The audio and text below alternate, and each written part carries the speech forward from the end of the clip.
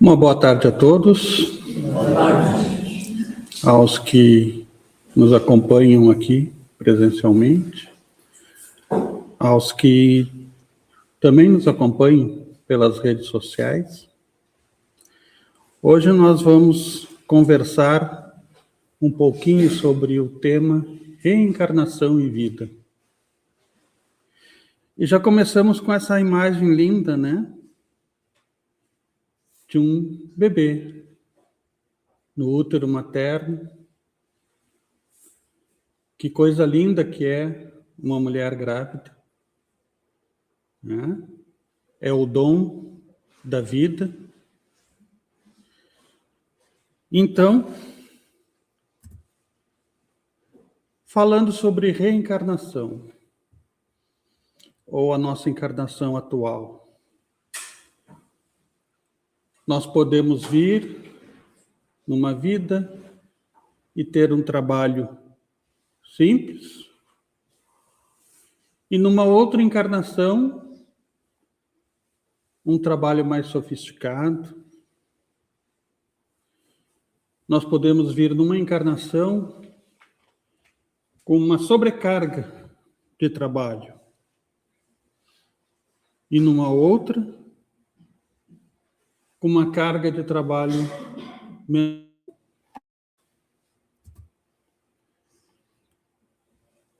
Nós podemos nos tornar um líder religioso, líder de uma nação. Nós podemos ter as mais diversas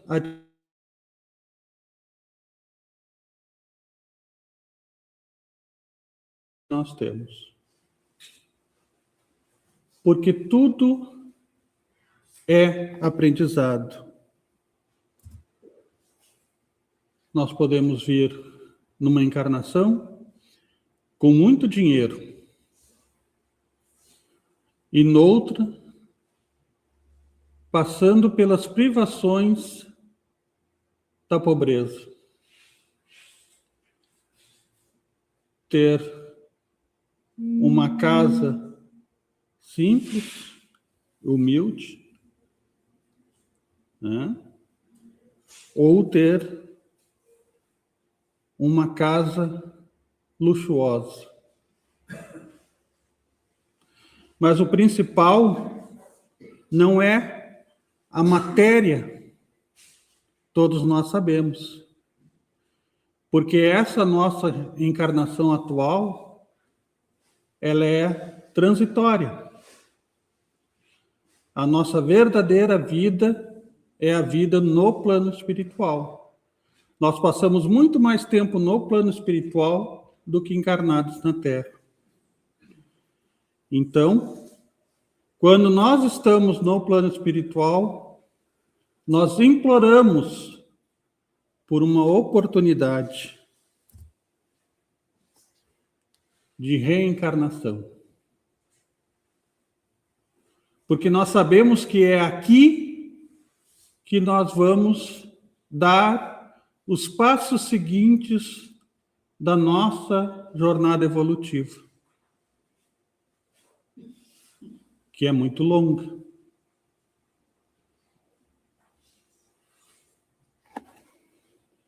Justiça divina só se explica através da reencarnação. Quando nós olhamos para esse mundo cheio de diversidades, umas pessoas muito, muito inteligentes, outras mais humildes, que tiveram mais dificuldade na escola. Nós encontramos pessoas extremamente perversas ainda neste mundo, infelizmente, mas todos nós sabemos que isso está numa fase de transição, em que aqueles espíritos extremamente revoltados, aqueles espíritos em que o predomínio das paixões ainda vigora, estes serão encaminhados para um outro planeta, E muitas das barbaridades que nós encontramos na Terra ainda atualmente não estarão mais por aqui depois dessa transição planetária, em que passaremos de mundo de provas e expiações para um mundo de regeneração. Então, para o nosso crescimento, nós precisamos da reencarnação. Cada nova reencarnação é uma nova oportunidade de aprendizado, de crescimento.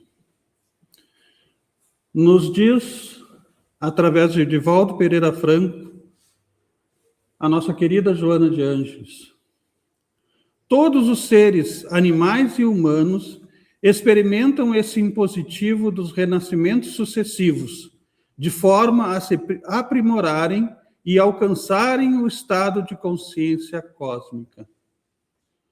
Isso quer dizer que meu bichinho de estimação, ele reencarna?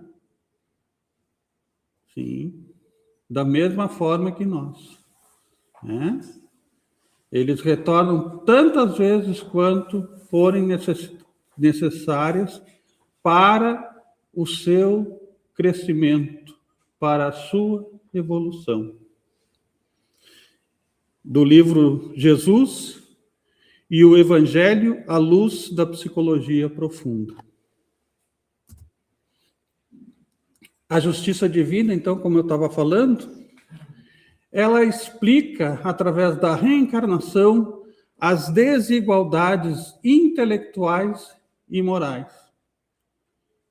Eu havia falado daqueles que persistem na maldade, mas nós temos espíritos, exemplos de espíritos abnegados que dedicaram uma vida inteira à humanidade, como Chico Xavier, Madre Teresa, né?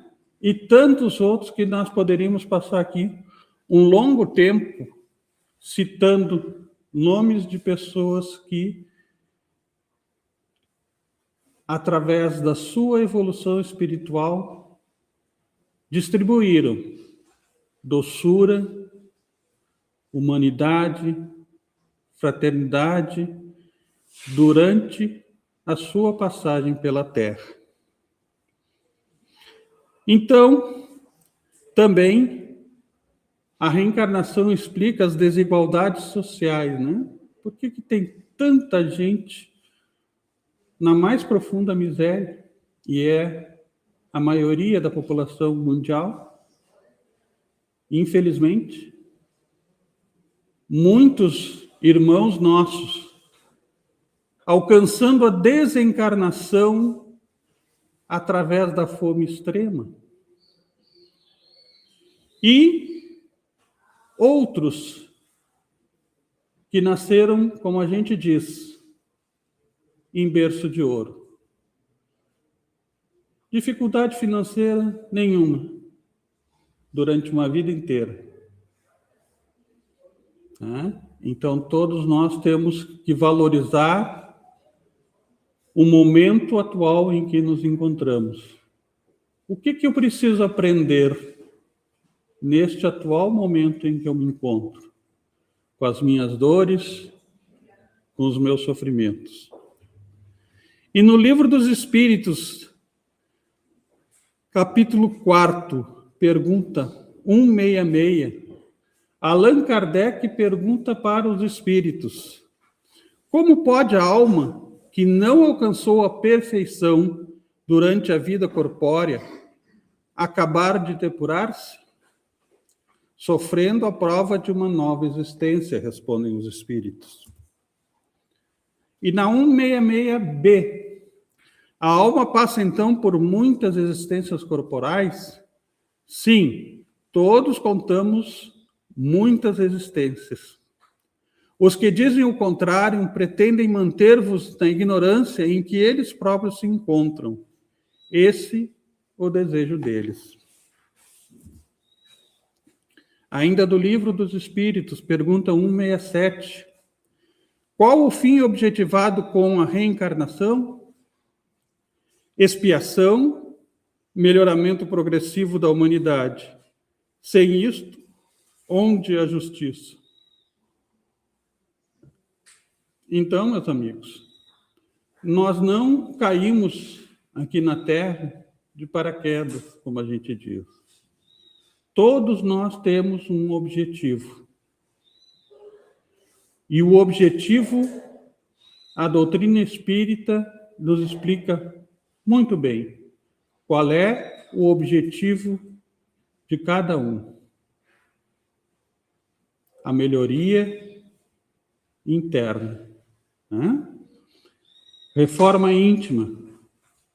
Todos nós aqui estamos para que possamos modificar os nossos pensamentos, os nossos sentimentos a cada nova existência, para melhor.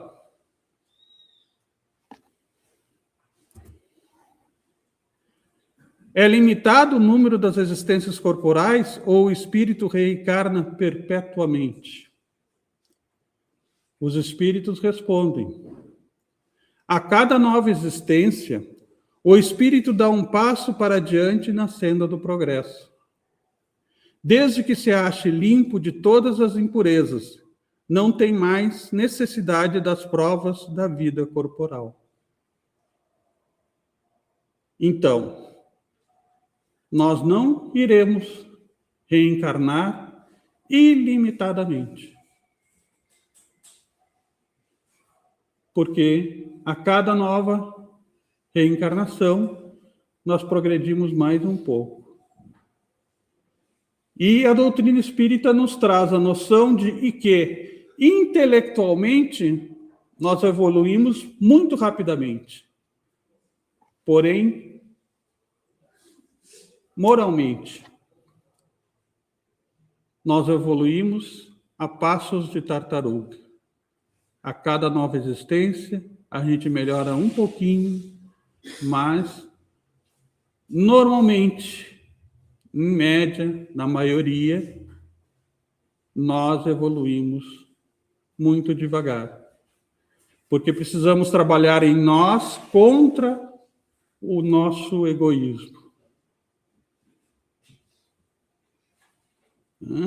Precisamos desenvolver em nós o altruísmo, que é pensar mais no outro do que em si mesmo.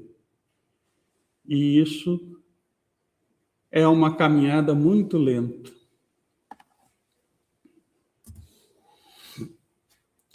É invariável o número das encarnações para todos os espíritos? Ou seja, Kardec está perguntando se é o mesmo número, existe um número determinado de encarnações.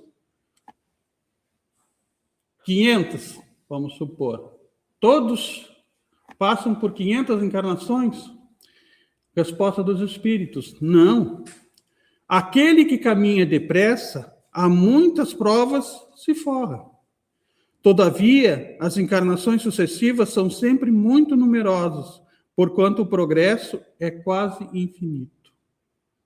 Né? Então, que nem na escola, né?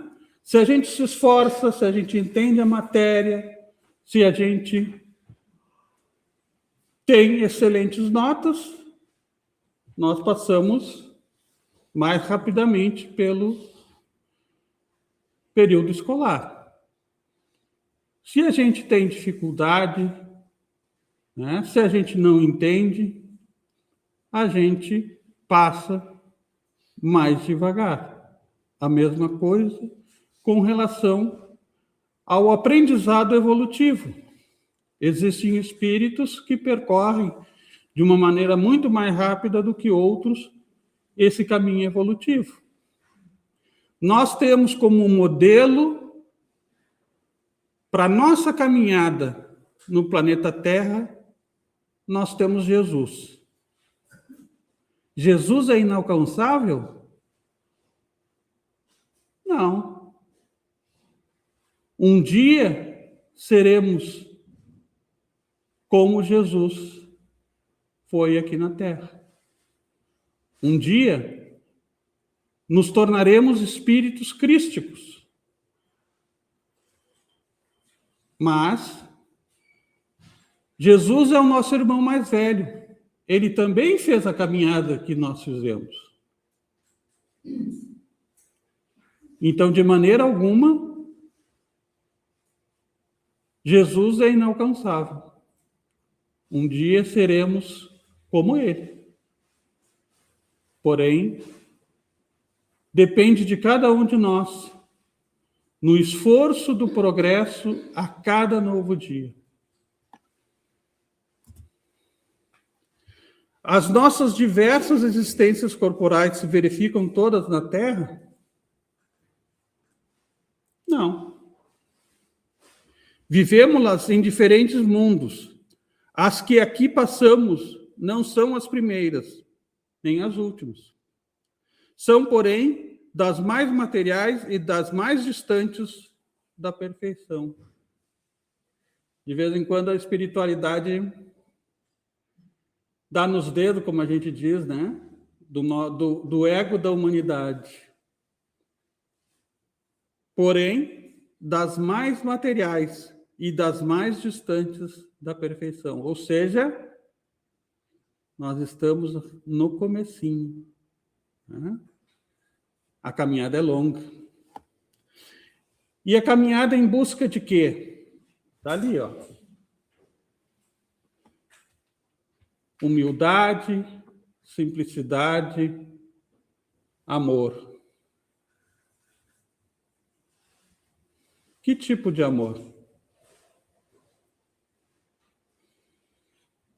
Aquele amor que Jesus trouxe para nós quando da sua passagem pela terra. E que se chama amor incondicional. É um amor que não impõe condições. Não importa o que o meu irmão fizer contra mim. O meu sentimento por ele será sempre o mesmo. De amor incondicional. Quem de nós é capaz?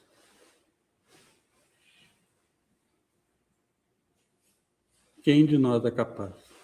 Eu não sei vocês, mas eu não sou ainda. Eu sei que esse é o caminho. Mas é uma luta muito grande. Um dia a gente vai chegar lá. Então, a encarnação, a cada nova reencarnação, nós vamos avançando um pouquinho. Temos ali uma escada, né? A vida anterior, nós juntamos as experiências da vida anterior com as experiências da vida atual e subimos mais um degrau na escada evolutiva. Na próxima vida, a mesma coisa. Juntamos da vida anterior, né? A que era a vida atual, e aí nós juntamos essas experiências com as experiências da próxima encarnação e vamos cada vez mais progredindo.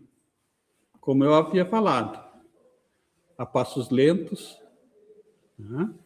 Mas nós vamos progredindo.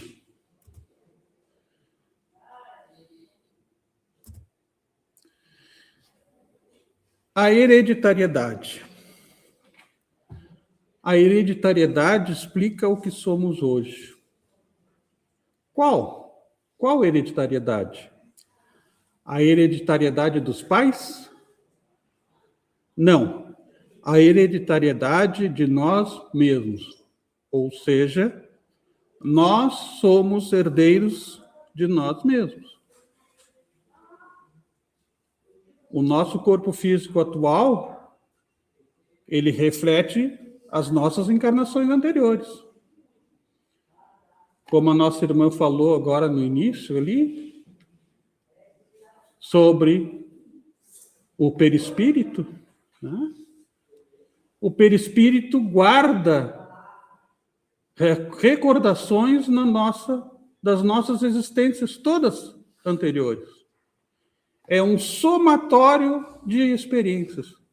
Então, nós somos hoje o que nós construímos através da nossa caminhada evolutiva.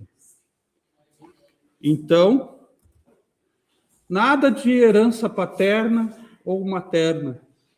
Nós fazemos a nossa própria hereditariedade, através dos nossos pensamentos, dos nossos sentimentos. Nós construímos o nosso atual, nosso presente. E assim, da mesma forma, da maneira como agimos hoje, nós estamos construindo o nosso futuro. Então, ali, ó, o corpo físico e o perispírito. Tudo que nós sobrecarregamos no corpo físico de emoções, nós transferimos para o perispírito. E aí, muitas vezes, nós adoecemos porque o perispírito devolve para o corpo as energias negativas que muitas vezes nós acumulamos com o passar dos dias, dos meses e dos anos. Existe aquele ditado, né? Água mole em pedra dura, tanto bate até que fura. Esses somos nós, né? Muitas vezes persistimos nos nossos próprios erros, até que um dia nós despertamos. É preciso realizar a mudança interior, a reforma íntima. E como eu costumo dizer, para a reforma íntima, a melhor coisa é, antes de dormir, a gente refletir na hora da prece, da nossa oração, da nossa conversa com Deus. A gente refletir o que a gente fez, como foi o meu dia. O que eu fiz no dia de hoje de bom ou o que eu fiz de ruim. Para que a gente possa, refletindo sobre as nossas ações, trabalhar e modificar aquilo que dá origem a essas ações, que são os nossos pensamentos e os nossos sentimentos. É um trabalho, como a gente diz, um trabalho de formiguinha, né? Então, temos aqui a ação da água contra a rocha. Por milênios a fio, vamos de vida em vida, repetindo enganos, acumulando na irresponsabilidade, apesar da carga de dores futuras e inevitáveis. Por quê? Porque tudo que a gente faz de ruim para o outro, retorna para nós mesmos. Então, quando eu estou agredindo algum irmão, em primeiro lugar, eu estou agredindo a mim mesmo. No momento que a gente aprender, se conscientizar disso, muitas atitudes intempestivas, que são aquelas atitudes que a gente realiza sem pensar, nós deixaremos de lado, porque muitas vezes, em reações intempestivas, em agir sem pensar, a gente acaba se arrependendo. Muito felizes já nos tornamos quando dos males que nos afligiram restam apenas a ignorância e a indiferença. Porque antes era o crime, a vingança, o ódio, as paixões violentas que sopravam como vendavais em nosso espírito atormentado. A indiferença, com toda a sua carga negativa, já é o princípio da tolerância e por esta é que vamos à paz interior. através da lenta e penosa reconstrução do nosso próprio eu.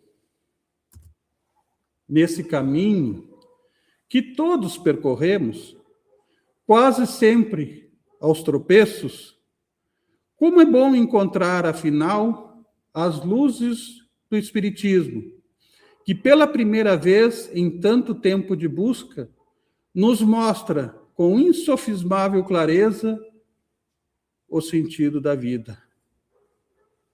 A razão da nossa dor e o mistério do ser.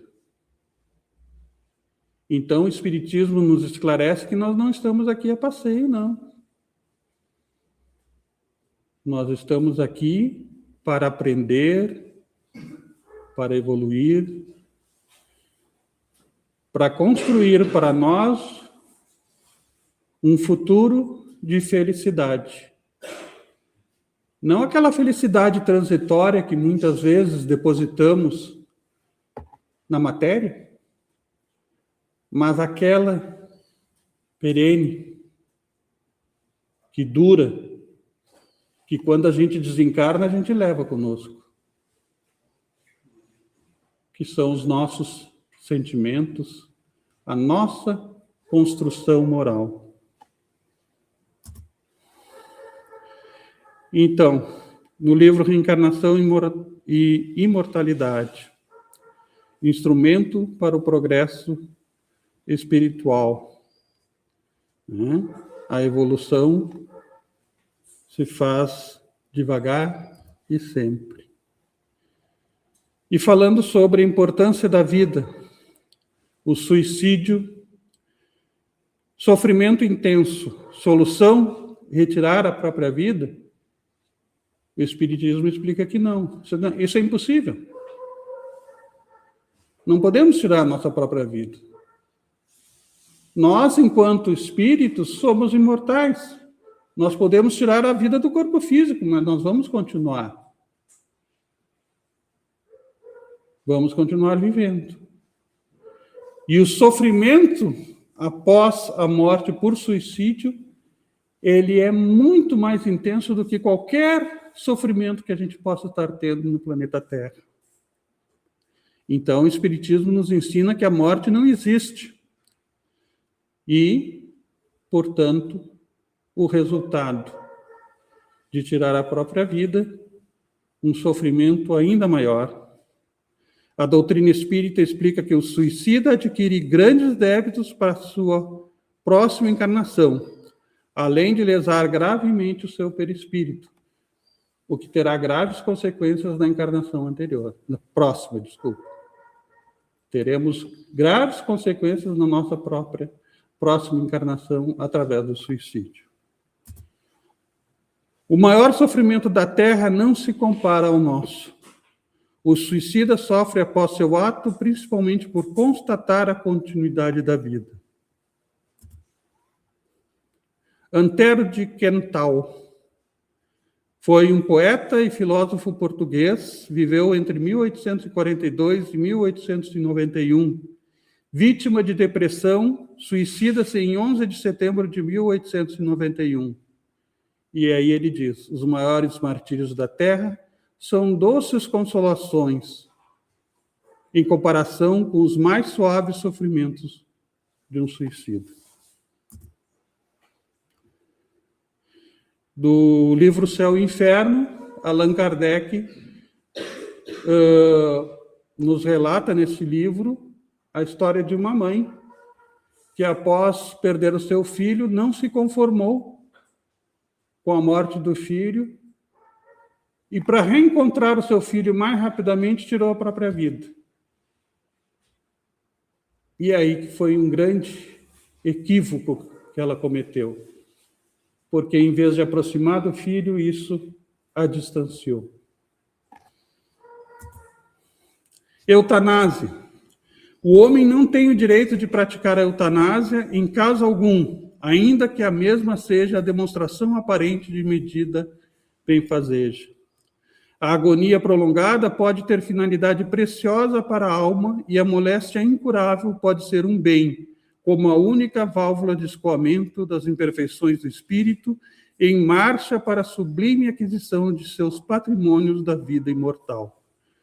Do livro de Chico Xavier, O Consolador. Desaparecerá algum dia da legislação humana a pena de morte? Incontestavelmente desaparecerá, e a sua supressão assinalará um progresso da humanidade. Quando os homens estiverem mais esclarecidos, a pena de morte será completamente abolida da terra. Não mais precisarão os homens de ser julgados pelos homens. Refiro-me a uma época ainda muito distante de vós. Do Livro dos Espíritos, pergunta 760. E Chico Xavier nos diz: a pena de morte é desumana. Não podemos corrigir um crime com outro, um crime individual com um crime coletivo. E, para encerrar, respeitemos a vida, aborto não. Nós temos essa revista Reencarnação da década de 80, em que foi toda ela sobre o aborto. O aborto é crime. Constitui crime a provocação do aborto em qualquer período da gestação. Há crime sempre que transgredis a lei de Deus. Uma mãe, ou quem quer que seja, cometerá crime sempre que tirar a vida a uma criança antes do seu nascimento. Por isto que impede uma alma de passar pelas provas a que serviria de instrumento o corpo que se estava formando. Livro dos Espíritos, questão 358. Então, só para esclarecer, a doutrina espírita admite o aborto somente numa condição: quando a gestação coloca em perigo a vida da mãe. E existem muitas mães guerreiras que, apesar de saber do risco da morte, preferem levar sua gestação até o final. Não querem a retirada do filho. E muitas vezes perdem a vida e o filho ganha a oportunidade de uma nova existência. Então, meus queridos, reencarnação é vida. Uma boa tarde a todos.